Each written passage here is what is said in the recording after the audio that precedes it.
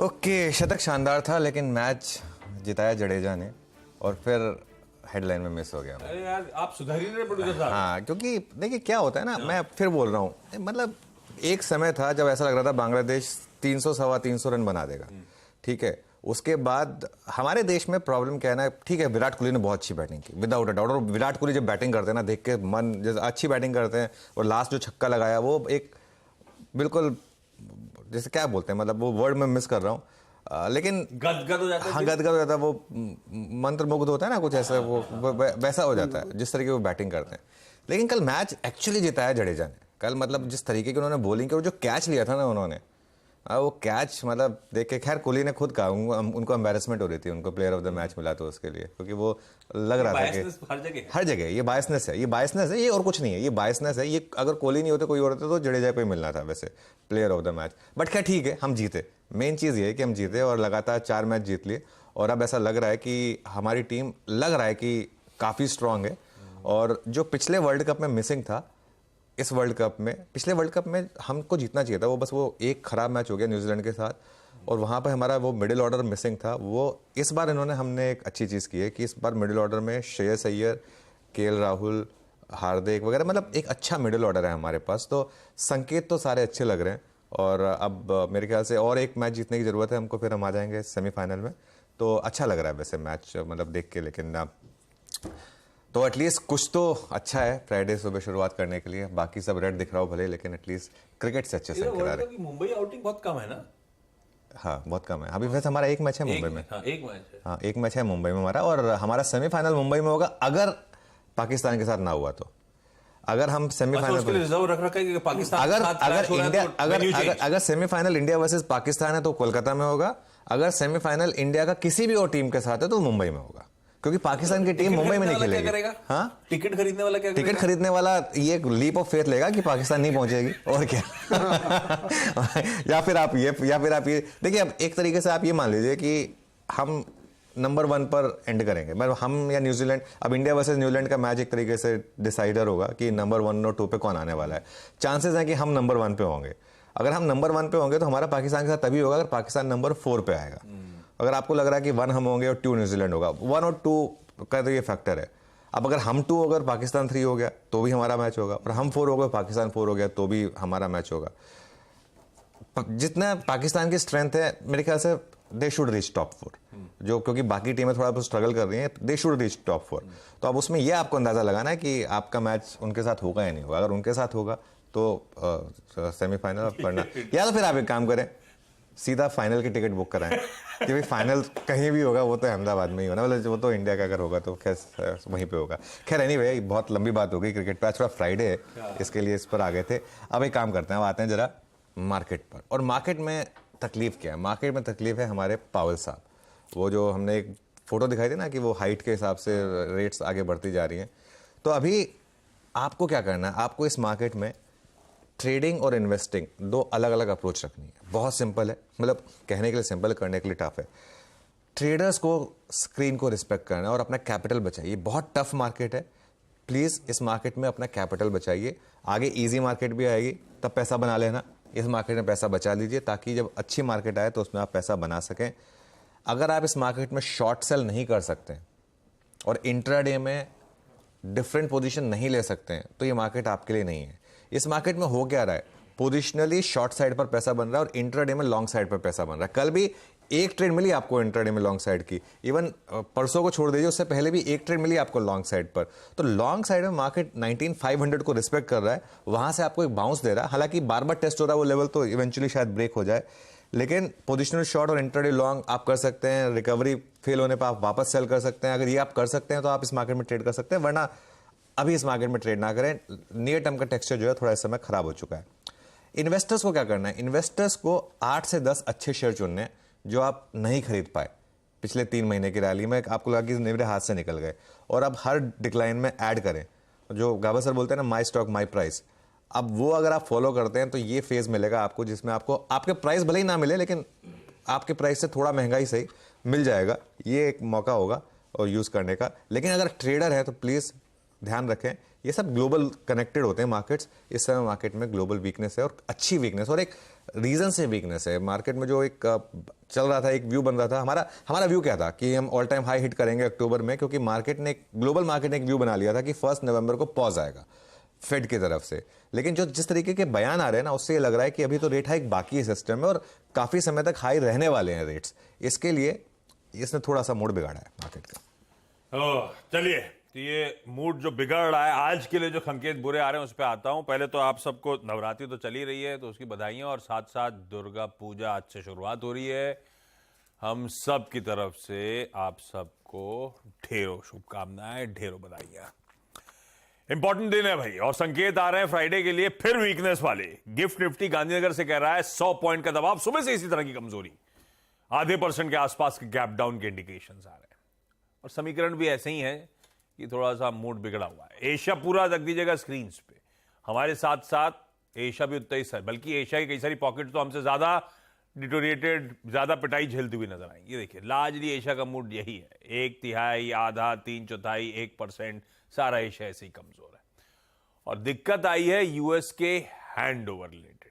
जब एशिया बंद हो रहा था, उसके बाद जब हम बंद हो रहे थे, तब यूएस के फ्यूचर्स फ्लैट थे, फ्लैट से हल्की कमजोरी थी, 1/4% तक पकड़ लीजिए। और एक्चुअली 3/4 से 1% का तीनों बेंचमार्क्स में दबाव, ऊपरी सिरों पे टिक नहीं पाए। दिन के लोज पे यूएस मार्केट्स बंद हुए, और आज सुबह के फ्यूचर्स फिर कह रहे हैं फ्लैट से 1/4, 1/3% का दबाव। कल सुबह भी ऐसे ही संकेत बिगड़े हुए थे, इसी तरह के गैप डाउन के इंडिकेशन थे। तब दो समीकरण बिगड़ रहे थे। यूएस में वो बॉन्ड्स का सेल ऑफ इंटेंसिफाई कर रहा था, यील्ड्स उछल रही थी, और दूसरा था Israel related middle east crisis escalate हो रहा था। और इंतजार कर रहे थे हम लोग फेड चेयर की कमेंट्री का। इन दोनों फ्रंट्स पे डेवलपमेंट और कमेंट्री अभी आज सुबह के लिए फिर इंपॉर्टेंट हो गई है। समीकरण जस के तस हैं, डिटोरिएट हो रहे हैं। मूड कैसा है?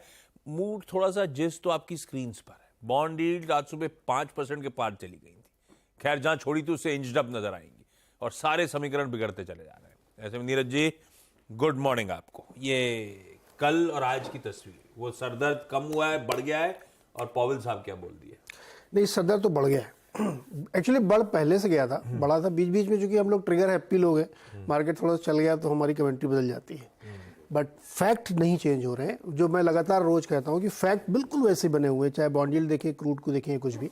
तो कल पॉवेल साहब ने उस बात को वॉइस किया। उन्होंने ये कहा कि इन्फ्लेशन अभी भी इतना हाई है कि हमको उसको नीचे लाने के लिए इकोनॉमी को नीचे लाना पड़ेगा। मतलब उसका कहने का मतलब था कि रेट बढ़ेंगे तो जॉब मार्केट थोड़ा टूटेगा, थोड़ा डिमांड टूटेगी, तब ये इन्फ्लेशन नीचे आएगा, अदरवाइज इन्फ्लेशन अभी भी बहुत हाई है। उनका ये बयान मार्केट को एक्सपेक्ट नहीं लग रहा था, उनको लगा था कि शायद कुछ ऐसा गोलमोल करेंगे, डेटा देखेंगे तो, लेकिन उतना हुआ नहीं। हार्श कमेंट आया तो फिर मार्केट में दोपहर बाद से आप देखिए तो एकदम डेज लो के आसपास जाके बंद हुआ। पहले वो उसको लग रहा था कि शायद नहीं होगा। तो ये एक बड़ी बात है जिसको बहुत सीरियसली मार्केट को लेना चाहिए कि बॉन्ड यील्ड इस बयान के बाद 5% गई, मतलब 2 से लेकर 30 साल तक कोई बॉन्ड यील्ड देखिए आप 5% पे। ये अपने आप में एक अच्छी स्थिति नहीं है। तो मार्केट इस पर किस तरह से रिएक्ट कर रहा है आप देखिए। जो टेक्नोलॉजी शेयर्स हैं, जो small cap mid cap shares हैं, जो इंडस्ट्रियल शेयर्स हैं, और कल सबसे बुरी तरीके से रियल एस्टेट शेयर टूटे यूएस के। सारे रियल एस्टेट के शेयर टूट गए, क्योंकि हमने कल आपको बताया था कि होम लोन 8% बेंचमार्क हो गया है, वहाँ पे नेगोशिएट करेंगे तो 8.5 तक जाता है। तो ये पूरी तस्वीर बनी, और इसमें 2 कमेंट मैं आपके सामने ऐड कर देता हूँ। एक कमेंट है इलान मस्क का, जो बहुत ही ब्रिलियंट मानता हूँ मैं उनको, बहुत लाइट हार्टेड है, हमेशा चीज़ों को लाइटली लेते हैं। लेकिन उस आदमी ने कल अपनी कॉन्फ्रेंस कॉल में कहा कि जो रेट है, अगर वो यहाँ से नहीं भी बढ़ता है तब भी लोगों के लिए कार अफोर्ड करना मुश्किल है। ये बहुत सीरियस स्टेटमेंट है, दुनिया की सबसे बड़ी कंपनी का स्टेटमेंट है, क्योंकि उन्होंने पिछले 1 साल में 1 दर्जन बार रेट कट कर करके अपने वॉल्यूम को बचाया है। अब डीजल इंजन और इलेक्ट्रिक कार के बीच में सिर्फ $5,000 का डिफरेंस रह गया है, और उनके मार्जिन 17 से घट के 7% पे आ गए हैं। तो ये बयान उनका लॉजिकल है, वायबल है। दूसरी एक और खबर छपी कि दुनिया भर की जो एयरलाइंस कंपनियां उड़ रही थी, उड़ती हैं वैसे, लेकिन उड़ रही थी प्राइस वाइज भी, अब उसमें भी आ गया कि इन्वेस्टर परेशान हो रहे हैं, क्योंकि अब पैसा बनाना एयरलाइंस कंपनी में मुश्किल है। तो ये 2 पिंच ऑफ सॉल्ट है जिनको आपको समझना चाहिए। लेकिन विश्वास देखिए बहुत बड़ी चीज़ होती है। बैंक ऑफ अमेरिका का सर्वे, गोल्डमैन सैक्स का क्लाइंट सर्वे, अभी भी उनको लगता है कि नहीं अब पीक हो गया, अब यहाँ से कुछ होने वाला नहीं है। तो अब एक फिर वही बात आ गई, किसी एक को कैपिचुलेट करना पड़ेगा। अब देखते हैं कौन झुकता है, लेकिन बॉन्ड यील्ड डेफिनेटली इस लेवल पर सस्टेन करेंगी तो बहुत मुश्किल आएगी। मुझे लगता है ये सीरियस है ग्लोबल मार्केट के लिए। क्रूड फिर देखिए $93 आ गया, क्योंकि तनाव खाड़ी में बढ़ रहा है, कम नहीं हो रहा है। पूरी दुनिया में जिस तरीके से रिएक्शंस आ रहे हैं खाड़ी के इस झगड़े को लेकर के, वो कम नहीं हो रहे हैं। तो मुझे लगता है कि इसको बहुत इस कॉन्टेक्स्ट में देखना चाहिए कि फंडामेंटल्स मार्केट के इकोनॉमी के अच्छे नहीं है, सेंटिमेंट अच्छा है क्योंकि लिक्विडिटी अच्छी है। बढ़िया। सब बिगड़ा हुआ मूड है। चेयर साहब जरूरत से ज्यादा हॉकिश साउंड कर गए, चिंताएं बेसिकली हाईलाइट कर रहे थे, और उसका मतलब ये हुआ आसान शब्दों में, आने वाली 1-2 मिनट्स के अंदर फिर एक हाइक आने की शायद तैयारी, यही बाजार डाइजेस्ट कर रहा है। इसीलिए बॉन्ड यील्ड्स इंचअप कर गए थे। इजराइल हमास की मूड का बढ़िया गॉज बन गया, बैरोमीटर बन गया क्रूड। आजकल $3-4 उछल गया कल और आज के बीच में, दिखा रहा है वो issues, middle east conflict intensify कर रहा है, दिक्कतें बढ़ रही हैं। ये प्रेसिडेंट साहब गए थे वहां से घर, आज सुबह उन्होंने देश को संबोधित करा और मांग लिया कांग्रेस से और पैसा, यूक्रेन और इजराइल इस बार दोनों के लिए। तो सब तरफ से अब ये ठंडा पड़ नहीं रहा है, मामला बढ़े ही चला जा रहा है। ऐसे बिगड़ते समीकरण कल सुबह भी थे, और कल का सेशन स्क्रीन्स पे दिखाइएगा। कल ये मेंशन था कि परसों की तगड़ी गिरावट के बाद एक रियल टेस्ट केस है बाजार के लिए, गैप डाउन के बाद का बिहेवियर। गैप डाउन के बाद एक बढ़िया रिस्पाइट प्ले हुआ था, बहुत बढ़िया बाउंस करे थे, इन ग्रीन निफ्टी पहुंच गया था 100-125 पॉइंट के गैप डाउन के बावजूद। तो वो टेस्ट में तो पास हो गया था, पर वो जाते जाते ना तो डिस्टिंक्शन से फेल हो गया मामला। बस हाँ। तो ये कल के समीकरण सेटअप है कैसा फिर? हाँ, वो बिल्कुल वो कहते हैं ना, वो एक हिंदी में कहावत है कि वो हाथी निकल गया पूरा, वो पूंछ रह गई, वो वहीं से वो पूंछ पकड़ ली बेर ने और वो वापस खींच लिया हाथी को। एग्जैक्टली कल वही हुआ मामला। कल हमने इनफैक्ट आप बिलीव नहीं करोगे, कल हम जब कमाई का अड्डा शुरू किया था, तो जब हर्षिता ने ओपनिंग कमेंट्री में मेरा व्यू मांगा था, मैंने ये कहा था कि अगर मार्केट कल 230 में यहाँ बंद कर दे तो ठीक है, क्योंकि लास्ट के 1 घंटे में फिर कुछ गड़बड़ हो सकती है। वो लास्ट के 1 घंटे में गड़बड़ हो गई, वो कल आप चाहे एक्सपायरी कह लें, कुछ भी कह लें, और खास तौर से बैंक निफ्टी में गड़बड़ हो गई। लेकिन एक चीज़ मैं कहूँगा, सेटअप में वो इतना खराब दिख नहीं रहा है सेटअप में इनफैक्ट। लेकिन सेटअप में आज मैं शुरुआत करूँगा कुछ 3-4 स्टॉक्स के साथ, मार्केट के 4 सबसे बड़े स्टॉक्स के साथ शुरुआत करते हैं। सबसे पहले आप लेकर आइए HDFC बैंक का इंटरडे चार्ट कल का। उसके बाद आप लेकर आइए रिलायंस का इंटरडे। ये देखिए आशीष, ये HDFC बैंक का इंटरडे चार्ट कल 3 बजे से कोलैप्स हुआ ये स्टॉक का। ये रिलायंस देखिए, रिलायंस डे लो पर बंद हुआ कल। ICICI बैंक जो एक लग रहा था कि शायद थोड़ा सा मार्केट को सपोर्ट दे रहा है, कल डे लो पर जाकर बंद हुआ। इसने एक ब्रेकडाउन को लीड किया और कल इसने एक बहुत इंपॉर्टेंट लेवल तोड़ा, और TCS कल डे लो पर बंद हुआ। ऐसी मार्केट में जहां 4-5 बड़े स्टॉक्स डे लो पर बंद हो रहे हैं, वो मार्केट का चलना मुश्किल है। क्यों? क्योंकि यहां पर जो भी लॉन्ग साइड पर फंसा हुआ है वो हर रैली में बेचेगा। ये इसके लिए मार्केट नहीं चलता, क्योंकि लीडरशिप की प्रॉब्लम आ गई है मार्केट में वापस। हालांकि नंबर्स अगर आप देखें, कल DIs ने फिर बाय किया 736 करोड़ और FIs ने सेल किया करीब 1100 करोड़ का। और वो अगर आप बार्स देखें FIs के, फिर से वो बार्स जो हैं वो नेगेटिव साइड पर बढ़ने लगे। एक दिन का बस ग्रीन टिक आई थी, उसके बाद से आप वापस नेगेटिव पे आ रहे हैं। इंडेक्स फ्यूचर्स और स्टॉक फ्यूचर्स दोनों में बाइंग आ गई कल, ये इंटरेस्टिंग है। कल थोड़ी सी एक्सपायरी का एक फैक्टर रहा होगा, लेकिन इंडेक्स फ्यूचर्स में सेलिंग है, स्टॉक फ्यूचर्स में बाइंग आ गई। स्टॉक फ्यूचर्स में 593 करोड़ की बाइंग थी। और अगर आप आंकड़ा देखें तो अभी भी हम 71% शॉर्ट साइड पर हैं, 29% लॉन्ग साइड पर। पुट कॉल रेशियो कल थोड़ा इंचअप हुआ, क्योंकि कल सारे कॉन्ट्रैक्ट्स जो कल की एक्सपायरी वाले थे वो स्क्वायर ऑफ हो गए होंगे इसके लिए, लेकिन उसमें ज़्यादा रीड करने की जरूरत नहीं है। ऐसा नहीं है कि कोई बहुत ज़्यादा हम उसको रीड करें। 0.82 था पुट कॉल रेशियो, वो बढ़कर 1.01 पर आ गया। तो पुट कॉल रेशियो का मामला भी अभी न्यूट्रल ही है। और जहाँ तक बात बैन की है, बैन में आप देखें तो ऑलरेडी काफ़ी स्टॉक्स हैं। डेल्टा आपका, बलरामपुर चीनी, इंडिया सीमेंट्स, 4-5 और स्टॉक्स हैं, और 2 स्टॉक्स बैन से बाहर आए हैं, सेल और हिंदुस्तान कॉपर। लेकिन जो मामला है वो ठीक ठाक ही है, न्यूट्रल है सेटअप, कोई बहुत ज़्यादा फर्क है नहीं यहाँ पर। सेटअप न्यूट्रल, संकेत बिगड़े हुए। गैप डाउन की तैयारी हम कर रहे हैं 100 पॉइंट के आसपास की। अपफ्रंट पहले ही मेंशन हो गया था 480, जो पिछले कुछ दिनों से लगातार मेंशन हो रहा है, वो बहुत इंपॉर्टेंट लेवल्स हैं। उसके टूटने के बाद डाउन साइड खुलेंगे। खैर अभी तो लकीली थोड़ा सा दूर नजर आ रहा है वो लेवल, लेकिन ये बात सही है, पोजिशनली शॉर्ट्स और इंट्राडे में लॉन्ग्स ब्यूटीफुली वर्क करके दे रहे हैं। आज के गैप डाउन के बाद की मेरी स्ट्रेटेजी, फिर निफ्टी की अब इस सेटअप के बीच में मेरी रणनीति अप्रोच क्या होगा? देखिए निफ्टी में एक दो चीज़ें हैं। पहला जो सपोर्ट्स है ना वो बहुत पास पास हैं, स्पेशली अगर हम गैप डाउन खोलेंगे 100 पॉइंट के गैप डाउन में, तो कल का लो था 19512 का और बड़ा सपोर्ट है 19480 का, और जो 9 अक्टूबर का लो है। तो आशीष इसमें एक चीज़ है और एक ऑप्शंस बेस है 19440 पर। इस जोन में आप सेल नहीं कर सकते इतने बड़े गैप डाउन के बाद, कल ऑलरेडी हम गिरे, इस जोन में आप सेल नहीं कर सकते। रिस्क रिवॉर्ड के हिसाब से अगर आप इंट्राडे ट्रेडर हैं और अगर आप 60-70 पॉइंट लेने वाले ट्रेडर हैं तो एक ट्रेड आप ट्राई कर सकते हैं कि अगर 19512 के ऊपर आप थोड़ी सी स्टेबिलिटी दिखा दें तो एक बाय ले लें और 19480 का एक स्टॉप लॉस लगा दें। 30-35 पॉइंट का स्टॉप है यहाँ पर। अगर रिकवरी आई तो 60-65 पॉइंट आपको मिल जाएंगे, उससे ज़्यादा भी नहीं मिलने वाले वैसे इस मार्केट में, क्योंकि इतनी वीकनेस है। तो लॉन्ग्स जो भी आप ले रहे हैं वो प्लीज सिर्फ इंट्राडे में और सिर्फ सपोर्ट के आसपास लेना है आपको, और वो भी सपोर्ट आ जाए तब। ये नहीं है जैसे क्या होता है ना, कई बार हम ये लेवल मेंशन करते हैं, लोग जैसे वो लेवल आता है ले लेते हैं। मैं वही नहीं कह रहा हूं, मैं कह रहा हूं अगर उस लेवल पे स्टेबिलिटी आ रही है अगर 19512 के ऊपर, तब वहां पर बाय करें और एक 19480 का एक स्टॉप लगाएं, वो भी सिर्फ इंट्राडे में, क्योंकि मार्केट का ओवरऑल टेक्सचर वीक है और बड़ी ट्रेड है रिकवरी फेल होने पर। अगर रिकवरी फेल होती है तो शॉर्ट साइड पर आपको बड़ी ट्रेड मिलेगी, और अगर कमजोरी आए तो फिर शॉर्ट करें और पहले घंटे का हाई जो है या वो कैंडल का हाई जो है उसको एक स्टॉप लॉस लगा लें। और एक चीज, हायर लेवल पर दो बड़े रेजिस्टेंस है, 19681 कल का हाई और फिर बड़ा रेजिस्टेंस है 19750 पर। तो अगर आप शॉर्ट साइड पर कोई भी ट्रेड ले रहे हैं तो 19750 का एक स्टॉप लॉस लगा दें। मार्केट में अगर आपको स्ट्रेंथ चाहिए तो आपको 19750 के ऊपर बंद होना पड़ेगा, उससे पहले मार्केट में लगता नहीं कि स्ट्रेंथ आएगी। हम खड़े हैं, कल की क्लोज थी 625, 100 पॉइंट नीचे 525, बड़ा इंपॉर्टेंट लेवल 480। भाई वॉच आउट करिएगा बाजार को, लेवल स्क्रीन पे ब्यूटीफुली मेंशन्ड। बैंक्स में वीकनेस ओपन हुई, ये ऑफ फ्रंट कमेंट्री थी। बैंक्स दबाव में कल फिर लौटते हुए नजर आए, दिक्कत वाली पॉकेट बनी हुई है।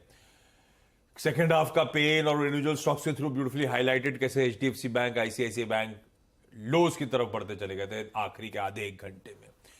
क्या अप्रोच रखूं फिर निफ्टी बैंक की, मामला गड़बड़ा ही रहा है। पिछले हफ्ते का मैं ऐसी मैपिंग कर रहा था, जब निफ्टी 1% से कम गिरा तो उसके सामने निफ्टी बैंक पिछले हफ्ते 2% की, पिछला हफ्ता मतलब पिछला वीकली साइकिल 2%, इस तरह की वीकनेस है और इस तरह का अंडर परफॉर्मेंस है। देखिए अगर आप कंपल्सिव ट्रेडर नहीं है तो बैंक निफ्टी को छोड़ दीजिए कुछ टाइम के लिए, क्योंकि बैंक निफ्टी ना बहुत तंग कर रहा है लोगों को।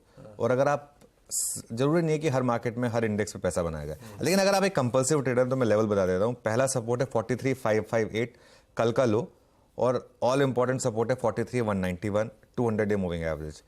देखिए हम 43191 टेस्ट करने जा रहे हैं एक बार के लिए। मार्केट ने क्लियर ब्रेकडाउन दिखाया बैंक निफ्टी पर, 2050 पहले ब्रेक किया, फिर 100 डे में ब्रेक किया, अब 200 डे सिंपल मूविंग एवरेज, उसकी तरफ हम जा रहे हैं 43191। यहाँ से करीब 550 पॉइंट नीचे। अब इशू क्या है, कितना बड़ा गैप डाउन होता है उसके ऊपर डिपेंड करेगा। अगर 300 पॉइंट का गैप डाउन होगा तो लगता नहीं 300 पॉइंट का हो गया, अगर हो गया तो फिर ट्रेड नहीं बचेगी। लेकिन ऊपर रेजिस्टेंस है 44058 पर कल का हाई और 44233 पर ऑप्शंस के हिसाब से। तो बैंक निफ्टी में ट्रेड बहुत सिंपल है, कोई भी मौका मिले, हल्की सी भी आपको रैली दिखाई दे रहा हो, फेल हो, वहां पर सेल करें और उस कैंडल का हाई लगा दें, हाई का स्टॉप लॉस लगा दें उस कैंडल का। बैंक निफ्टी में पैसा शॉर्ट साइड पे बन रहा है। एक चीज है, किसी दिन तो कवरिंग आएगी, बड़ी कवरिंग आएगी, लेकिन वो हमेशा होप ट्रेड ही रहेगी। कल एक समय के लिए बैंक निफ्टी ने लॉन्ग में आपको अच्छा पैसा बना के दिया एक्चुअली लोअर लेवल से, लेकिन मुझे लग रहा है वो ट्रेड बार बार नहीं चलेगी। आज मुझे लग रहा है आपका शॉर्ट साइड पे बैंक निफ्टी में पैसा बनना चाहिए।